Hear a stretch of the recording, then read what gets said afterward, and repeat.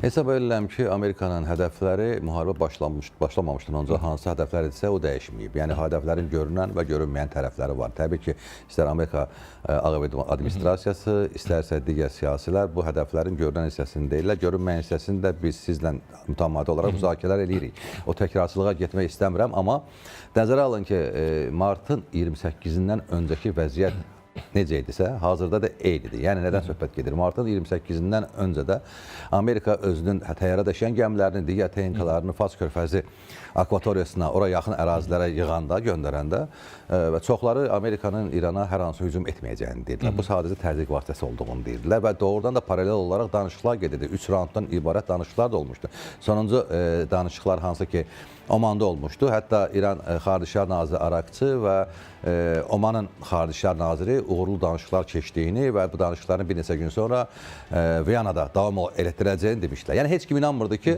Amerika Birləşmiş Ştatları həmin hərbi gəmiləri oraya yığandan sonra İrana hücum eləyəcək. Amma oldu. Danışıqlardan bir gün sonra bu hücum oldu. Eyni senariyo hesab edirəm ki, indi gedir. Yenə də heç kim inanmaq istəmir ki, Amerika Birləşmiş Ştatları quru əməliyyatlarına başlayacaq və o boyda kontingenti, söhbət hərbi kontingentdə gedib dəniz piyadalarının oraya yığılmasının ehtimalları böyükdür ki, Amerika Birləşmiş Ştatları özü üçün planlaşdırılmış vəziyyətdə İranda quru əməliyyatları həyata keçsin. O başqa məsələdir. Quru əməliyyatlarını Xarq adasından başlayacaq, yoxsa İran Körfəz, Hörmüz boğazının daha doğrusu digər İranın materik hissəsi sahilindən başlayacaq. Bunların hamısı hələ bəlli deyil. Amma nəzərə alın ki, paralel şəkildə eyni senarini niyə təkrarladım mən deyirəm.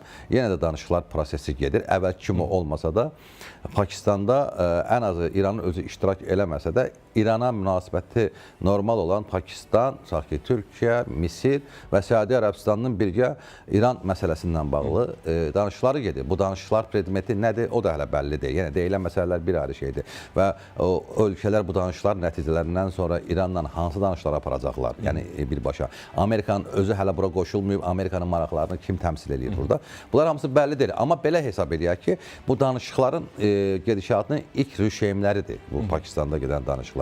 O səbəbdən əgər xırda da olsa danışıqlar prosesində ümidverici proseslərə başlanılmasa, quru əməliyyatlarının olması qaçılmazdır. Mən hesab edirəm ki, Amerika Birləşmiş Ştatlarının başqa variantı yoxdur. Bayaq siz də dediniz, Trumpın özünün siyasi karyerası çox böyük sual altındadır. Həmişə də demişəm ki, Demokratlar Partiyasının əlinə bir fürsət düşüb. Bundan öncə də onu hakimiyyətdən aparmaq istəyirlər. Haqqında çoxlu sayda cinayət işləri başlanılmışdı, amma onunla bağlı nəticə əldə eləməmişlər. İndi İran müharibəsində uğursuzluqlarını və Amerikanın milli maraqlarını təhlükəyə attığını əsas gətirərək impeachment imza toplanmasından istifadə edir. Paralel şəkildə Sənətdə və Konqresdə əleyhinə kampaniyalar başlaya bilər. Hələ tam başlamayıb. Amma ehtimallar var. O səbəbdən Trump maksimal şəkildə qısa müddətdə ölkə daxilində insanları bu fikirlərdən yayındıra biləcək addımlar və nəticələr əldə etməyə çalışacaq. Buna nail olacaq və ya olmayacaq bir ayrı məsələdir. Çünki İran da maksimal şəkildə özünün müdafiəsini ciddi şəkildə qurub.